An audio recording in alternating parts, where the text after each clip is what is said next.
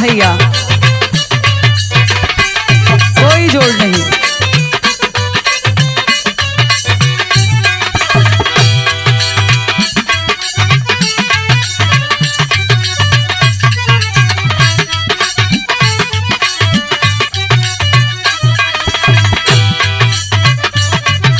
बहुत अच्छे। ओहो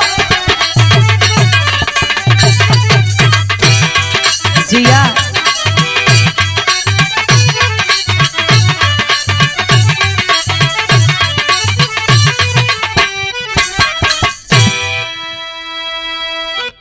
आइए भैया, हम बिरहा लोकगीत गायिका ज्योति यादव प्रतापगढ़ी एक बार आप सबके बीच में पुनः हास्य रस के बिरहा लेके उपस्थित बानी। आशा ना पूरा उम्मीद है अरे वाह, हर बिरहा की तरह ये बिरहा के भी प्यार मिली, आशीर्वाद मिली, दुलार मिली। दुई लाइन के साखी के भाव लगा गुरुजी।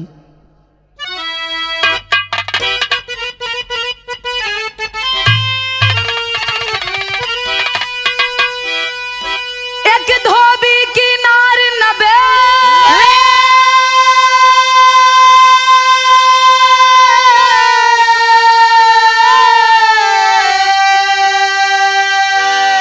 और रहती घर में सदा अकेली।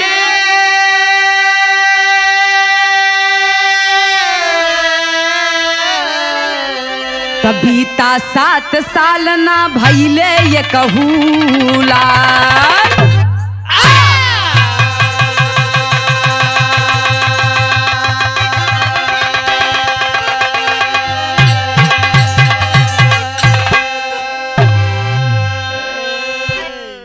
एक धोबी की नार नबेली, रहती घर में सदा अकेली। बीता 7 साल ना भइले ये कहूलाल। एक धोबी का परिवार, अरे वाह, पति और पत्नी दोनों साथ में रहते हैं बाबूजी। 7 साल बीत गया, लेकिन घर में एक औलाद ना। धोबी गांव समाज में उठा था, लोग ताना मारा लगलन। कहो वाह 7 साल तो हर मेहरी के उते हो गई, वाह, अबे गोद ना भराइल, ए कहू लड़का ना भइल का हाल बा। वाह, अब धोबी के जब ये बात कान में पड़ा था, धोबिया बड़ा टेंशन में। कहो दुनिया ताना मारा था, वाह, ये हमार मेहरारू हमके लड़के ना दे था। वाह, धोबिया अपने मेहरारू के बड़ा सतावे, वाह, मार भी दे। बेचारी अकेले घर में परेशान है, रोवे सिसके भगवान से दुहाई करे के भगवान या तो हमका लड़का दे दा, ना तो हमार प्राण ले ला। समय बीता था भैया, बिरहा में कव्वाली के टुकड़ा है।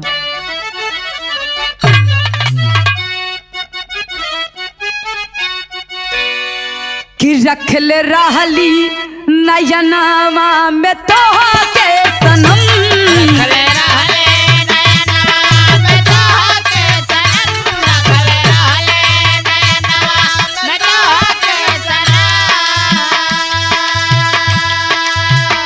रखल रहली नयनावा में तो के सनम। छोड़ के हमके परैला तो हम का करी,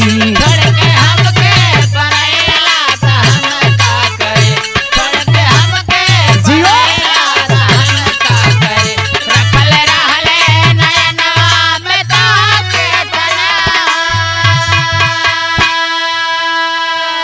कवि जी की कलम संकेत करती है क्या, कि जिसको मिलती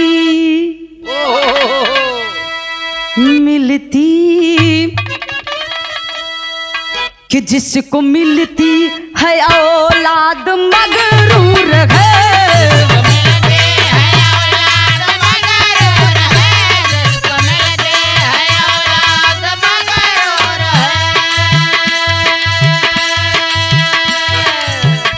जिसको मिलती है औलाद मगरूर है, आशिकों के जिगर को जलाया गया।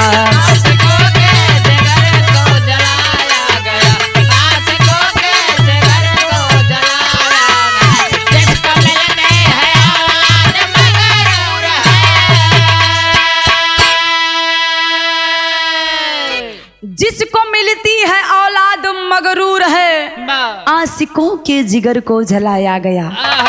कहानी की शुरुआत है, कहानी कब और कैसन कहवा से गुरु जी लिखत हो उन नजम के लाइन हो।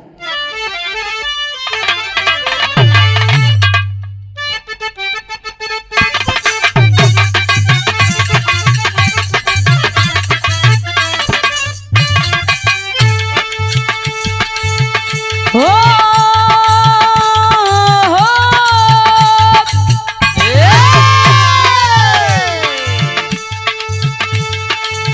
एक दिन नारद मुनि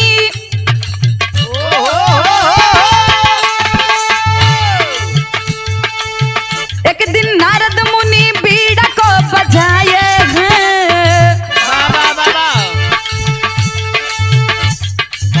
एक दिन नारद मुनि बीड़ा को बजाए हैं, नारायण नारायण नारा को लगाए हैं।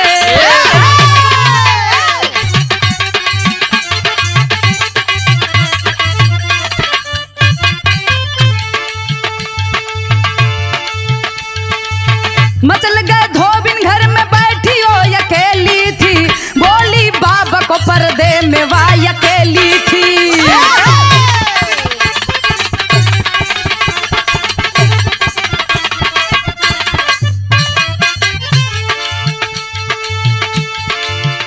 बिठाकर नारद को घर में वह चरणवा के, लाल की आस आंख धोती हो नयनवा के।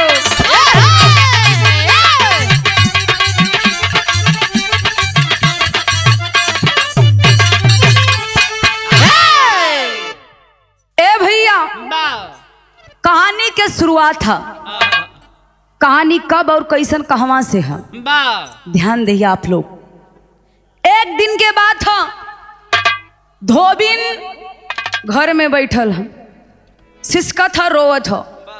नारद मुनि जेकर नाम है नारद, नारद मुनि ब्रह्मांड के सैर करत होगन। ब्रह्मांड के सैर करत करत मृतलोक में आ गईलन। नारद मृतलोक में जब अलन तो नारद मुनि देखत ह कि एक ठे झोपड़ी में एक औरत सिसकत ह। नारद मुनि नारायण नारायण नारायण करके कुटिया में प्रवेश कर दिलन।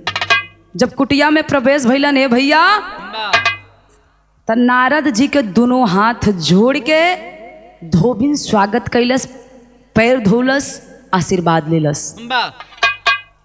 नारद मुनि पूछे लगलन कि बताओ बेटी, तुमको दिक्कत क्या है, क्यों रो रही हो? धोबिन हाथ जोड़ के कहने लगी कि बाबा, मेरे पास औलाद नहीं है, औलाद की कमी है। आपसे निवेदन करती हूँ कि आप मुझे ऐसा आशीर्वाद दीजिए कि मेरा कोई औलाद हो जाए। मेरी कोख सुनी है, मेरी बगिया सुनी है। हे बाबू, यहाँ तक कि नारद जी बैठल हुन और धोबिया ओकर घरे से बाहर है। यार नारद मुनि और धोबिन से बातचीत हो था और बाहर धोबिया के एंट्री हो गए। धोबिया बड़ा खतरनाक है। तनिको कोनो मरद से अपने मेहरारू को देखे हंसी मजाक करत, हाँ, तो फिर जान लो कर खैरे ना बा। हाँ, वो समझत रहल, बूझ गई रहल कईयो बार। अब यार धोबिया प्रवेश कर था घरे में, धोबिन के पता चल गई कि हमार धोबी एने ओने मारा था तक आवत कैलस का भैया बिरहा में तरज है।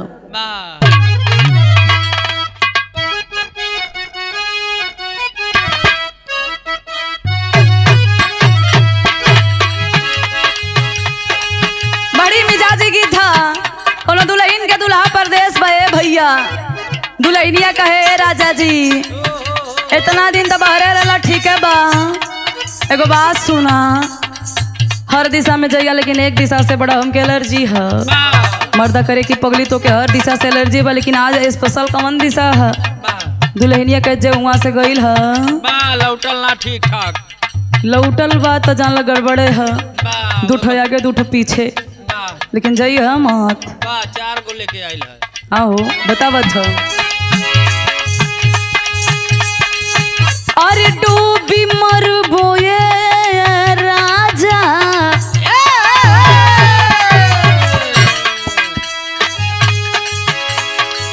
डूबी मर बोए राजा, जही बजब पूर्व के देशवा।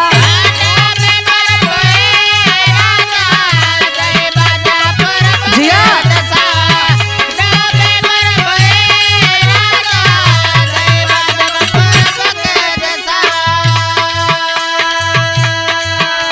लेकिन यार उधोबिन नारद मुनि से कहती है कि बाबा हमारे पति देव जी आ गए हैं, आप नहीं जानते वो वैसे वैसे नहीं हैं।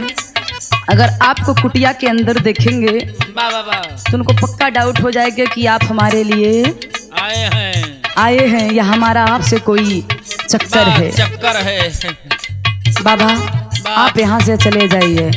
अब नारद मुनि के पसीना छीटत था, एक मड़ैया मत एक ही मोहारा बा जाई कौनी की। नारद जी कहलन कि ए बेटी बतावा कौन हो रही पिछवाड़ी के रास्ता धोबिन कलश की ना बाबा गड़बड़ बा, अब तू न भीतरे रह सकबा न बहरे।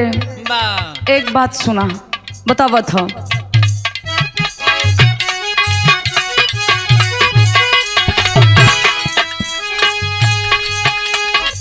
आई गईले हो बाबा सन की मोर सजनवा घरवा,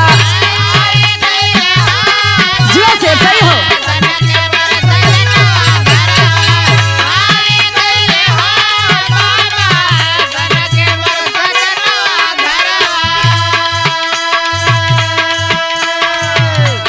नारद जी कहे नगरी सन की है तो हम का करी, हम तो यहाँ आके फंस गए, अब बतावा कौनो उपाय। नारद जी कहलन, नारद कहे कि दुलही हम के बचावा, नारद कहे कि दुल्हे हम के बचावा, नारद कहे कि सही हो। हम के बचावा।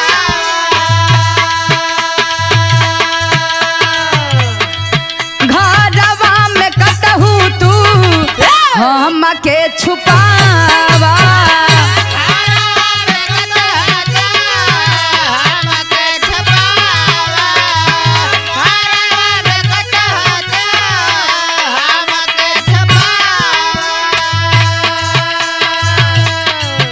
कहली दुल्हनिया या बता,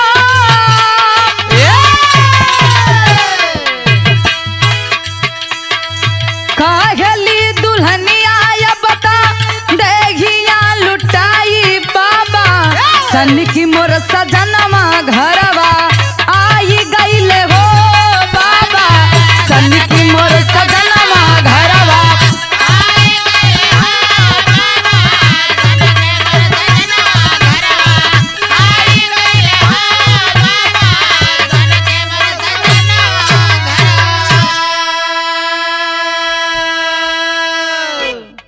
ए भैया अब धोबिन परेशान है कि अगर हमार पतिदेव जी देख ले है नारद जी तो बड़ा गड़बड़ हो जाए। अब हमके ना पता तू तो करबा खा, बहुत बड़ा सन की होवन आग पीछ कुछ सोचबे ना कैलन। नारद जी कहलन कुछ उपाय बतावा करी का। धोबिन कहा एक ही उपाय बा, एक ही उपाय बा हमार कहा तो का करे के पड़े। कहन बतावा, कहा एक काम कर हमरे गौने वाली जा साड़ी पहने। नारद जी कहन कहो जौन कभू ना करे मृत लोक पे आए कि यही करे के पड़े। अब बतावा तू हमका साड़ी साया पहने उपू। धोबिन कहा अगर जान बचावे बा तो पहिरा साड़ी साया पहने बा औरो कुछ पहन लिहा। और का अरे बच्चा ए भैया नारद मुनि कहन अगर हम साड़ी साया पहन ले का हमका ना चिन्हे कहीं नौकरे बाद हम संहारब। बा अब नारद मुनि लगे ना अपन लाली लिपस्टिक पोतई, एकदम गौने वाली दुल्हन बन गयन। बा बुलाए लड़की के मेकअप चालू कर देन कराऊ। 16 श्रृंगार हो गए भैया। बा नारद जी लेकिन मन ही मन डराता है कि अब काऊ बताई, कहूँ हम सच धज के बैठे बा है कि ससुर मामिला गड़बड़ करे लगे तो फिर दिक्कत आई है। कहीं टेंशन नहीं ला, बा तू दुल्हन बन जा बा और जब तक हम न कहब तब तक अपन पर्दा। जिन खोला अब नारद जी सजाए बजाए दिन अब गई दरवाजा खोला था। बा और जब दरवाजा खोलिन तो भैया भाका बिरहा में टेरी के लाइन हम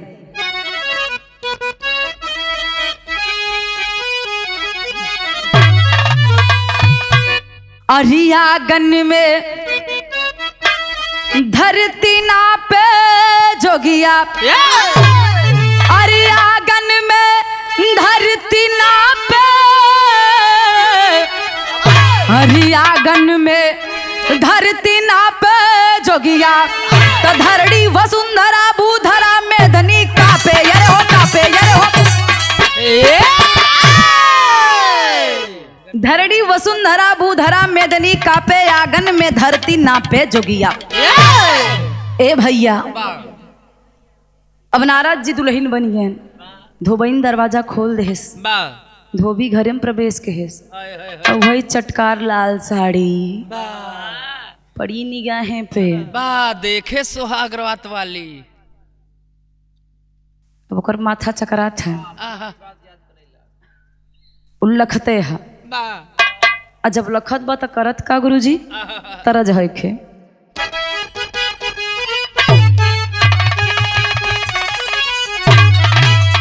अरे बनी गईले हो सुघर नारद दुल्हनिया,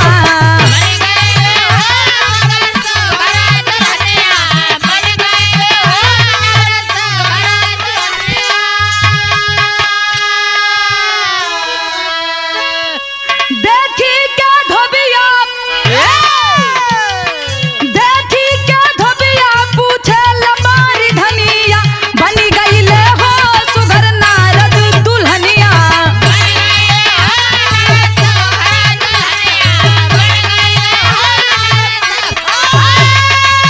जियो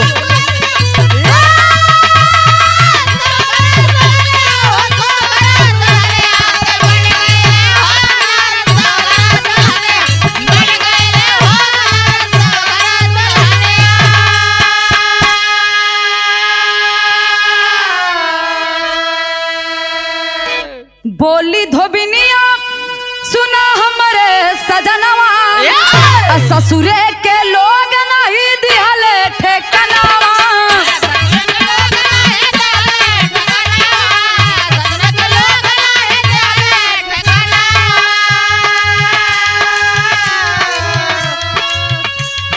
हमारी साली हमारी साली जनाली होरनिया, बनी गईले हो नारद सुघर दुल्हनिया।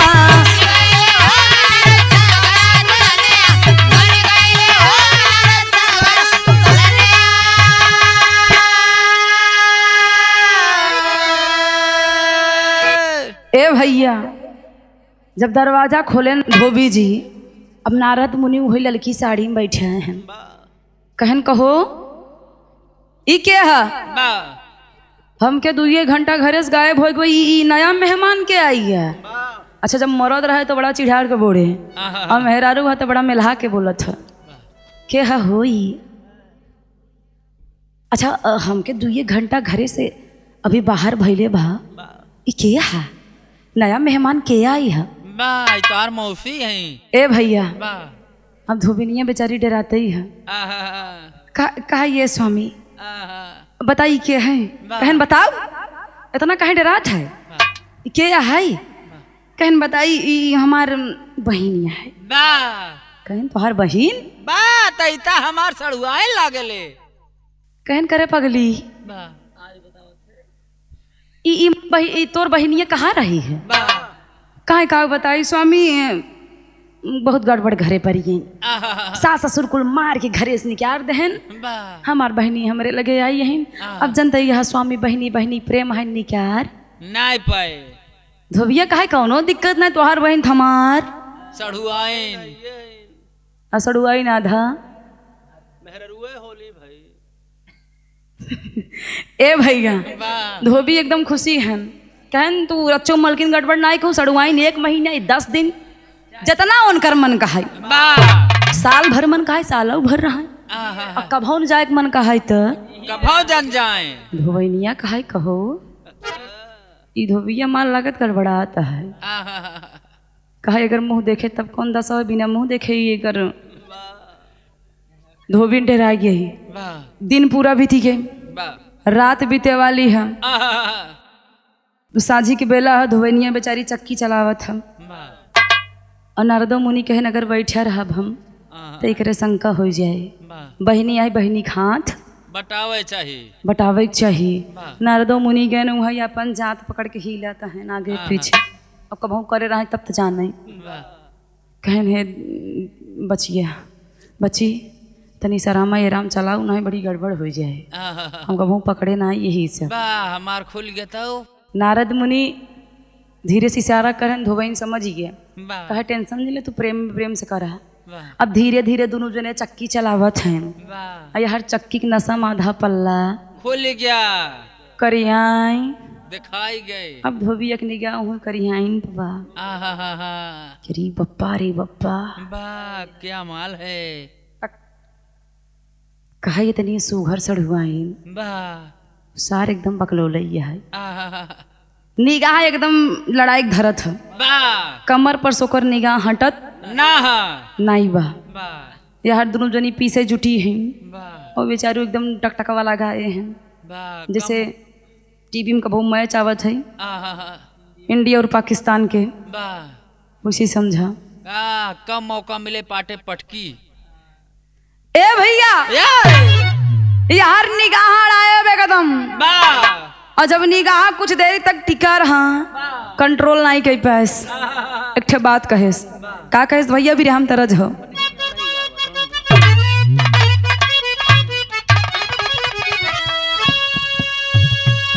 अरे हमारा बलमुआ के कि हमारा कर जाऊ के अरे पातर कमर पलटनिया में जाए नहीं देव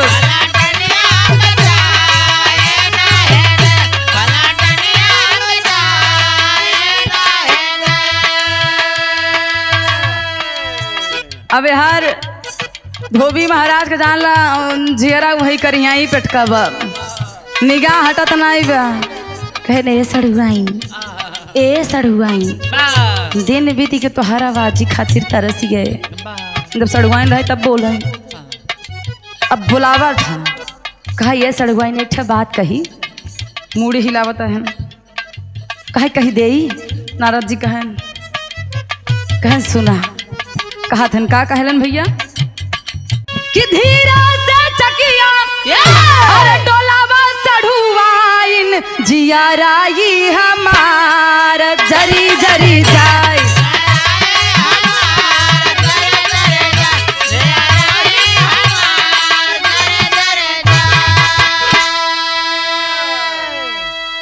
कहा धीरे धीरे डोलावा इतना तेज डोलबू जान हमरे बीपी हाई हो जाए एक बात और सुना कहा था धोबिया का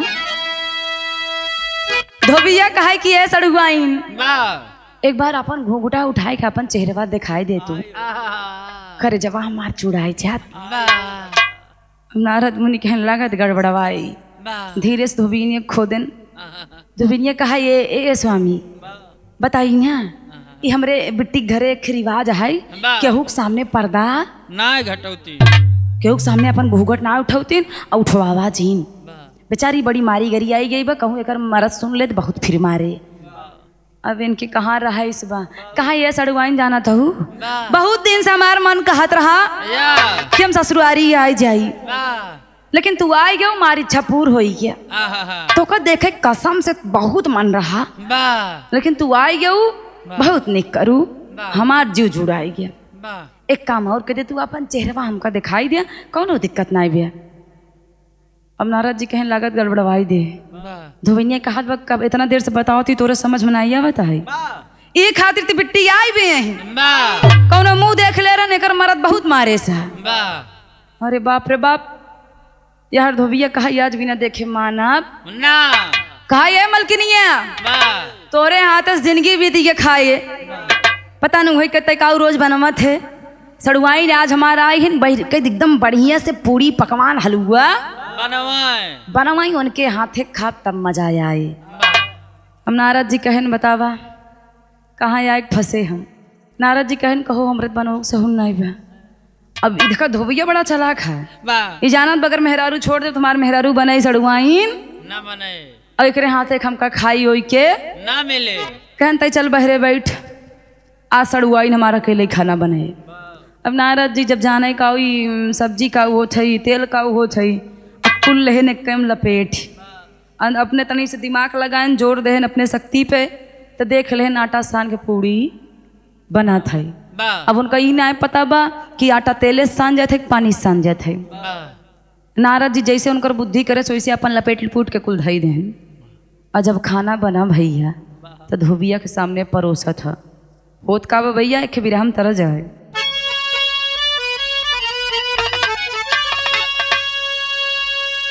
अरे झूलनिया क्या गुजवा, अरे झूलनिया क्या गुजवा और टूटल राजा, तो झमनिया के गड़िया छूटल ये राजा।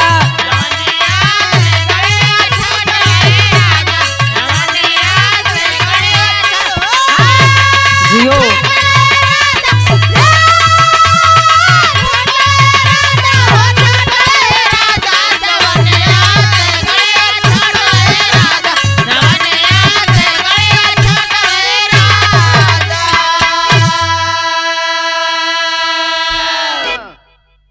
लेकिन ए भैया यार सड़ुआइन भोजन लावत है, तब तक धोबिया एक ठौर बहाना करत बा।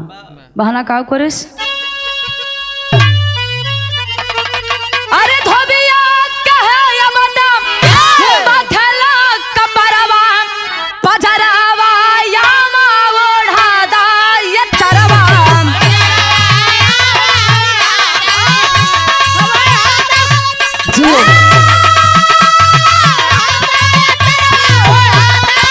अरे जिया बहादुर हो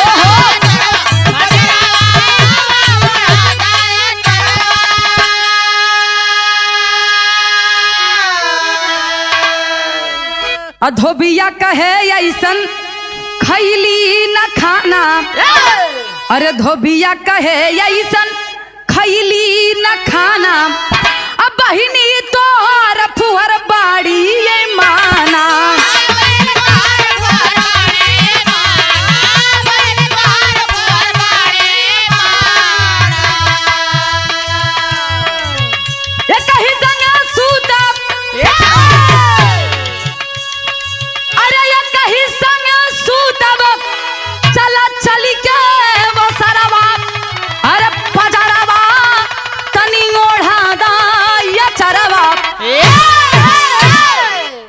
ए भैया यार नारद जी घूटा ओढ़ के खाना बढ़िया से परोस के ले गए धई दहन।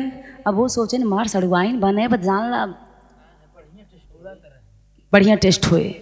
जैसे दुई कवर खाएन कहन तेरी फुहरी की करे कहाँ गए वो भाई ना कहे का भा स्वामी का भा बहुत निक बका, अरे तू खाई ला हम खाओ ले भाई। कहन हट चली जाऊ हराम जादाऊ, तू तो फुहर रहू इतना हमका पता रहा, लेकिन तो से बढ़ के तोहार बहन फुहरिया कहो ये का पता ही नहीं भी कितना खाना बनाए बा। करे अपने घर से ला रही कुछ कहा तब ती मार के निकाल गए बेकारी यही सहूर रहा ये अपने घरे ना टेटी और यहीं आए पूरा सहूर दिखावत बा। करे तोर जब सहूर है खराब है तोर चेहरा कितना निक होए। अब धोबिया लगे ताना मारे। नारद जी खिसियात हन मने मने कहन कहो हमार बोल वाला बा ब्रह्मलोक विष्णु लोक में वाह हई मानव जाति हमका उल्टा सीधा बोलत बा। नारद जी सोचत हैं कि अब ये पूरा मामला गड़बड़ बा। धोबिया कहा चल ठीक बा, कौनो दिक्कत ना बा, तैत फुहर है ही है, लेकिन तई आज बहरे न सोबे। एक साथ है वो सारा चल खटिया बिछाओ और तीनों जने साथे सो जाए। वाह अब देखा ओकर दिमाग हरकत कि जब सोए तब तेकर आचरा हटवई करे। अरे वाह रतियम कैसे मुंह तो के सोए। वाह नारद जी समझ गए कि अगर ये सारम सोआयत गड़बड़ करे। नारद जी कहन नाही हम कबहू बहरे सोवा होवा ना है एक काम करा हमका भीतरे व्यवस्था कई दा। धोबइन से कहा था धोबइनिया बूझत बा कि हम जाना था ये हमरे मरद के खेला है पूरा ये कुछ करत था, लेकिन गुरु जी उड़ान में कहना बा।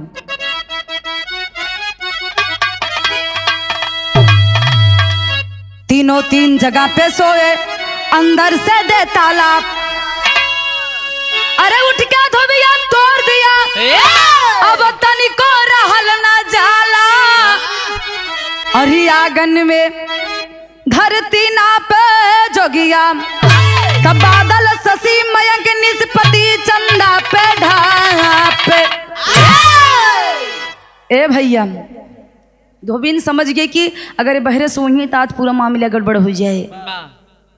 कहा एक काम करा ए स्वामी हमार बेटी हमेशा भीतर ही सोए भीतर ही सोए। नारद जी के बढ़िया सोई बिस्तर अपन जहाँ घरे में सोवत रही लगाए दे कहे तू ही सोवा हम बहरे से ताला दे देते ही और चाबी अपने हम बिस्तरा के नीचे रख दे और जान ना पाइए तू टेंशन नहीं ला जा बिंदास सोवा।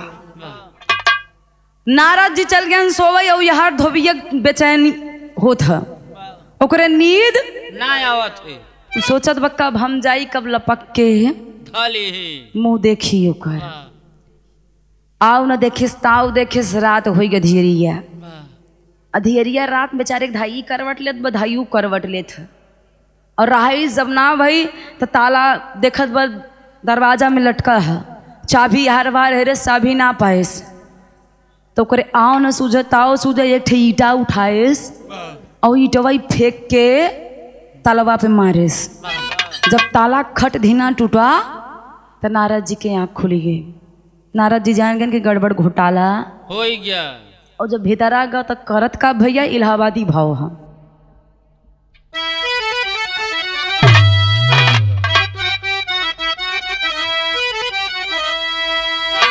स्वर्गीय जनाब हैदर अली गुरु जी बिरहा में गौलन अरे राम घुसुरी गवा बरधा कहीं सोरी आई मझारी हो घुसुरी गवा बरधा। लेकिन ई बिरहवा में होत का बा धोबिया जात कहाँ भैया अरे घुसुरी गवा धोबिया अरे घुसुरी गवा धोबिया करई गड़बड़ झाला घुसुरी गवा धोबिया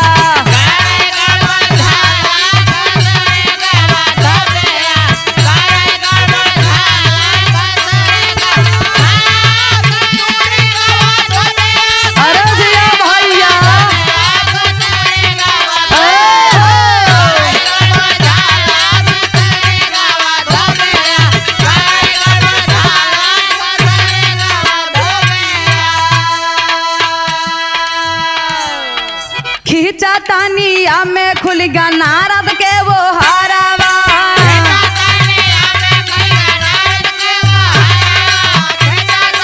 अरे जिया भैया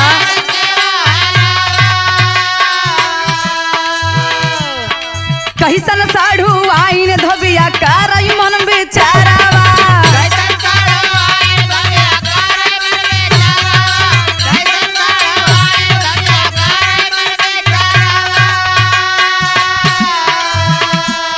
नाही सा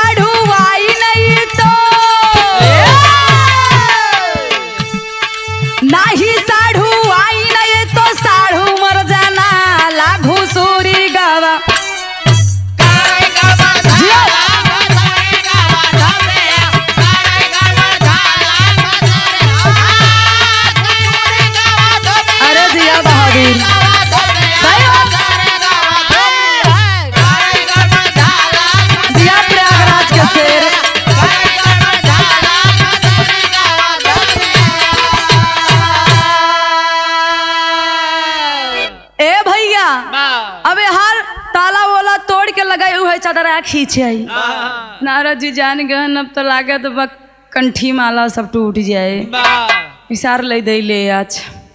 अब नारद जी जितना अपने ओरी खींचतन वो अपने ओरी खींचत बा झटका में धाई खींचेस नारद जी के वही लाली लिपस्टिक वाला चेहरा कायरी बप्पा रे बप्पा तेरी मेहरारू की सड़ुआइन बैठाए सड़ुआइन नहीं तो हमार साड़ू भाई जना थे बारे साड़ू भाई बड़ा गेम कैला और साड़ू के मेहमानी कैसे होता अब हम करब अब हम बताई नारद के पिटाई कर बंद कई के वारिया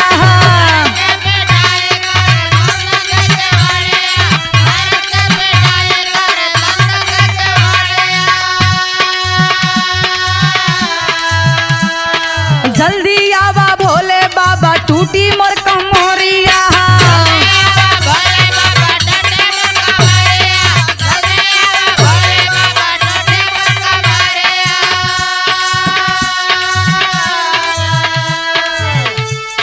जहन मोर निकार जाई जान मोर निकार जाई मुँह होई काला घुसूरी गवा धोबिया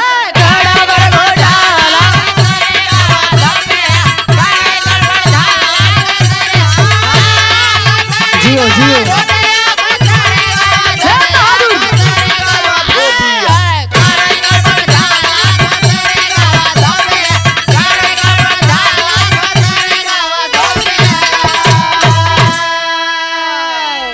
ए भैया धोबिया कहा आवा साड़ू भाई अब तक तो सड़ुआनी जैसा तोहार मेहमानी करे अब साड़ू के मेहमानी कैसे होता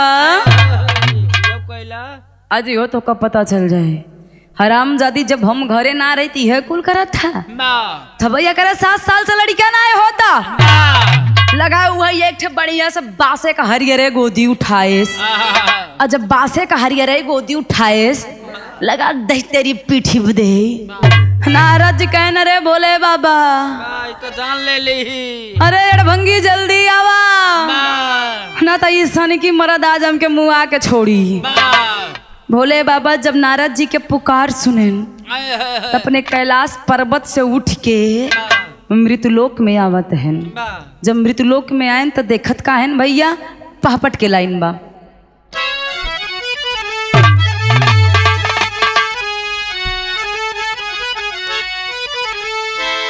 अरे सुन के पुकार आए डमरूधारी वाही नगरी में अरे सुन के पुकार आए डमरूधारी वाही नगरी में कहे कि धोबिया पर चली हो सारे यही नगरी में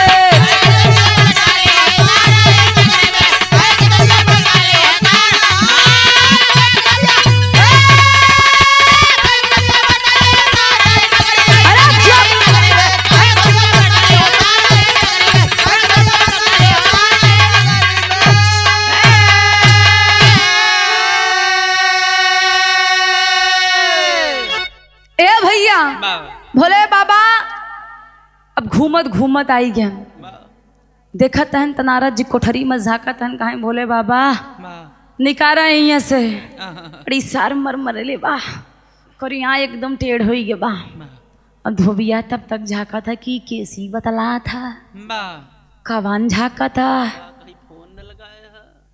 अब नारद जी फुसुर फुसुर तो बतिया था उन खिड़की से पिछवाड़े से गौ वही हरियर एक बांस एक डंडा ले कहा ये सारी पर्चा है एक जने ताई नहीं ये पर्चा है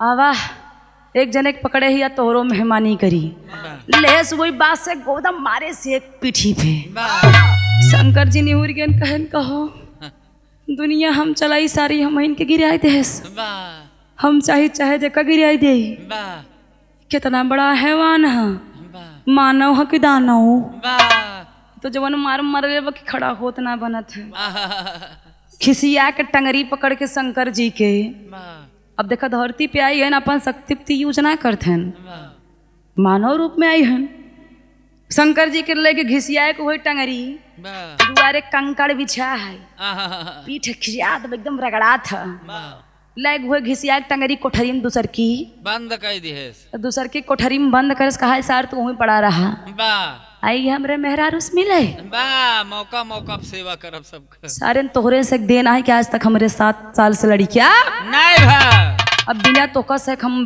बकायदे मेहमानी करे छोड़ब ना दोनों जने दो कोठरी में बा अब शंकर जी मनावत हन कि हम अहू बचावे आहा अब शंकर जी बुलावत के कहन भैया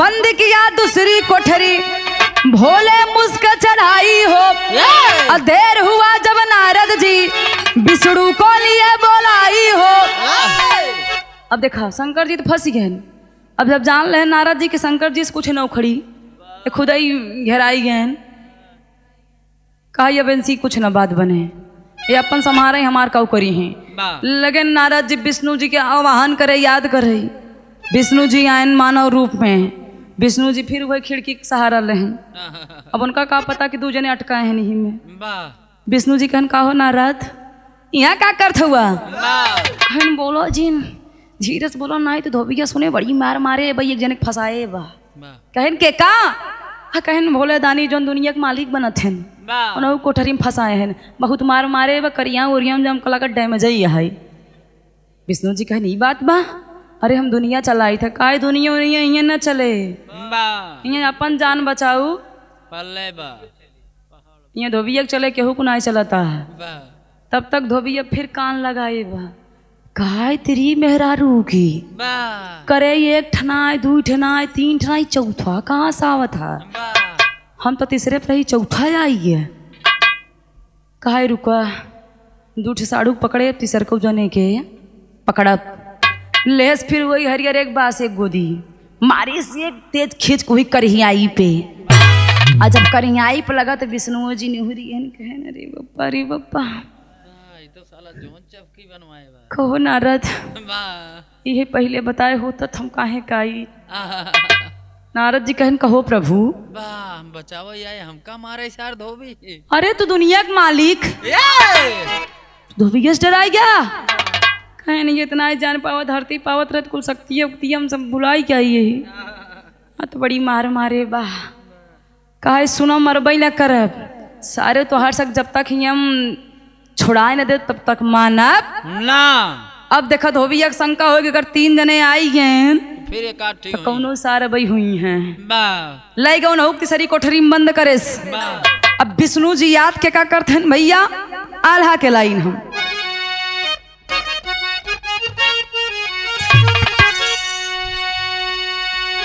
कि हर कल तमानी जाले अरे हर कल तमानी जाले पर चलना ही माने ये भैया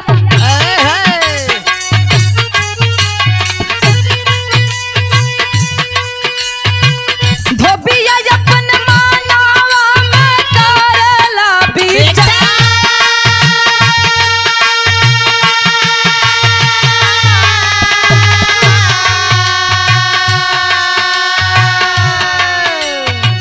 देर भाग लहरद कर ब्रह्मा के पुकारवा ये बाबू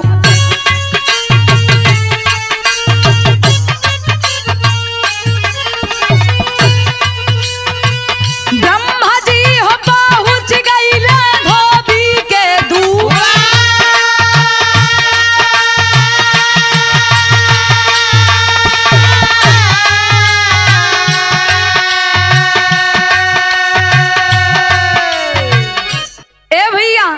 ब्रह्मा जी कि आज नारद मुनि वही कोठरी से याद करत हो कि नारद जी ब्रह्मा जी के याद करत हो कि ब्रह्मा जी ए पिताजी अब आप ही आखिरी उम्मीद हुआ बा आप आके हमरा के बचाला और हमरा के ही नहीं दुठ चेला हुआ हुआ एनहू के बचावा अगर आप न बचा पैबा तो हमनी के बचावल असंभव है बा ए भैया ब्रह्मा जी आवत हुवन जब ब्रह्मा जी अवलन तो भैल का आल्हा बदल गई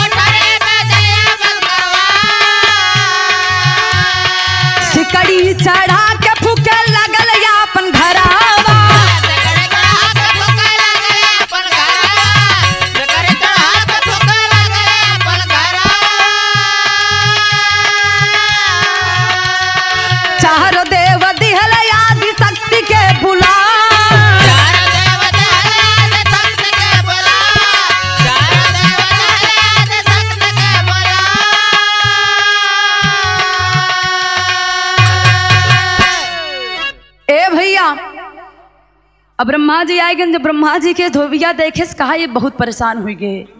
ये जब तक तीनों रही हैं कोनो न कोनो सह रही हैं। ये देखा चौथा आई गया। अब मूड बहुत खराब है, चारों मिले कि आज बिना हम खत्म करे मानव ना चारों मिला के ले जाके ब्रह्मा जी के गर्दन धा के दबोच ले लस। अब गर्दनवा दबोच के ले जाके कोठरिया में फेंक दहेस। ब्रह्मा जी कहन कहो ये अपने देवलोक में ऐसा कोनो दानव ना पैदा भइलन। ई कवना हा वहां से छूट के यहाँ उत्पात मचावत है। ब्रह्मा विष्णु महेश नारद जी तीनों जने के चारों जने के एक एक कोठरी में बंद करके वही मिट्टी के तेल छिड़क के चारों घरे के कोना पे कहा मार घर जर जाए नहीं चिंता बाप। सारे कितना हिम्मत कहो मेरे मेहरारू के ऊपर नजर डारेन। आज बिना रहन को फूके मानव ना लेहस माचिस के तीली जला के फेंक देहस और घर भगभग भभक के बरैलक और चारों जने याद करता है के का याद करें आदि शक्ति दुर्गा के। आदि शक्ति दुर्गा के जब याद कैलन आदि शक्ति दुर्गा प्रकट भइलिन। ब्रह्मा विष्णु महेश नारद जी से पूछे लगलिन कि आप लोगों ने हमको बुलाया क्यों, आदेश दीजिए। ब्रह्मा विष्णु महेश नारद जी कहन देवी देखा हमार से जिंदगी एकदम डालना जीवन खत्म हो के नौबत पे बा बचावा है आग पानी बुतावा और हमका से छोड़ाए लेके चला। आदि शक्ति अपने शक्ति से अग्निदेव को बुझाई और उस धोबी और धोबिनी को श्राप दे देती है। आज के बाद सुग्गा और सुग्गी के जीवन यापन करोगी। अब दोनों के श्राप लगला धोबी और धोबिन के। सुग्गा और सुगनी बन गईलन। जब सुग्गा और सुगनी बनलन यह सुग्गा सुगनी त्रेता में कमाल करत हवन। का कैलन भैया खड़ी के लाइन हम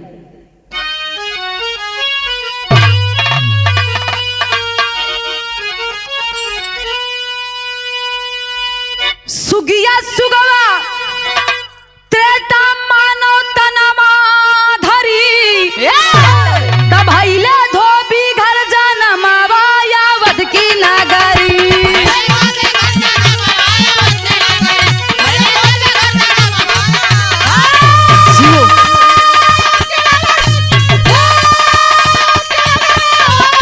बहुत अच्छे बहादुर हो गए।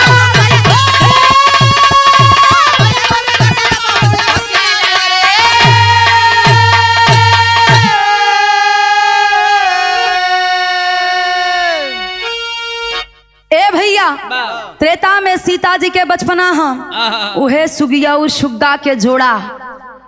सुगिया गर्भवती है, सुग्गा अपने पत्नी से प्रेम करत है। यही बीच में सीता जी के सुग्गा प्यारा लगा, सुग्गा के अपने पास ले लेलिन और सीता जी जब सुग्गा और सुगनी के जोड़ा के अलग कर दिलिन तो सुग्गा सुगनी के प्रेम में तड़प के मर गया। सुगनी ने श्राप दिया कि जिस प्रकार मेरा पति मुझसे दूर होकर तड़प तड़प के मर गया मैं गर्भवती हूँ। आज के बाद मैं तुम्हें भी श्राप देती हूँ, तुम्हारी शादी होगी। जिस समय तुम गर्भवती होगी तुम्हारा पति भी तुम्हें धक्का मार के अपने घर से बाहर निकालेगा। ए भैया आज हुए सुग्गा सुगनी के वही जगह कहानी खत्म भइल। सुगनी अपने सुग्गा के वियोग में अपने शरीर के त्याग देलस। अवध में अयोध्या नगरी में वह सुग्गा और सुगनी धोबी और धोबिन के रूप में जन्म लेलन। जब धोबी और धोबिन के रूप में जन्म लेलन तो कैलन का गुरुजी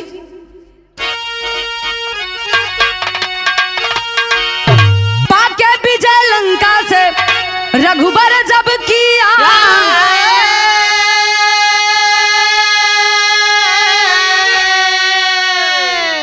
अरे सीता से मिल करके धोबिन अपने घर में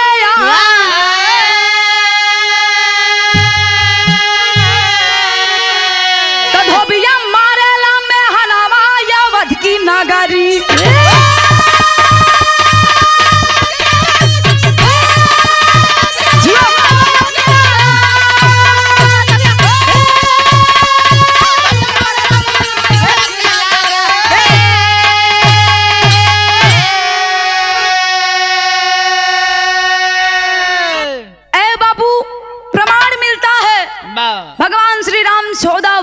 वनवास बिता के लंका पे विजय प्राप्त करके जब अपने अयोध्या में वापसी किए, खुशी का पूरा माहौल था। वही धोबिन बिना बताए पति से सीता जी से मिलने के लिए आ जाती है। पति को पता नहीं है, धोबी को पता नहीं है। एक दिन बीत गया, दूसरे दिन सुबह जब अपने घर गई तो धोबिया ताना मार के निकाल दिया, क्या धोबिन, मैं राम नहीं हूं जो लंका में 1 माह बिता के आई हो, उसको अपने घर में रख लिया हो। कौन जानता है कि सीता पवित्र है, और तुम भी 1 रात कहीं और बिता के आई हो, मैं तुम्हें अपने घर में जगह नहीं दूंगा। भगवान श्री राम के दरबार में बात गई। भगवान श्री राम ने जब उस धोबी को बुलाया तो धोबिया हाथ जोड़ के बिना डर के कलश की, महाराज मैं आप जैसा नहीं बन सकता। आपने अपनी पत्नी को किसी और के यहाँ 1 महीना रखा, फिर भी आपने अपने घर में यहाँ तक कि महारानी का दर्जा दिया है, लेकिन मैं ये नहीं करूँगा क्योंकि मेरी पत्नी 1 रात कहीं और बिता के आई है। मुझे नहीं पता ये कहाँ थी, किस मर्द के साथ थी, यह पवित्र है भी कि नहीं है। ए बाबू, भगवान श्री राम के बात लगल, प्रजा में कोलाहल भइल, और वे समय सीता जी गर्भवती रहलिन। सीता जी के प्रेम महल से भगवान श्री राम निकाल दिलन। वाल्मीकि के आश्रम में सीता जी रहलिन। लव और कुश के जन्म वाल्मीकि के आश्रम में भइल। आज वह धोबिन के श्राप है, सुगनी के श्राप है। विरह के अंतिम और आखिरी लाइन है गुरुजी,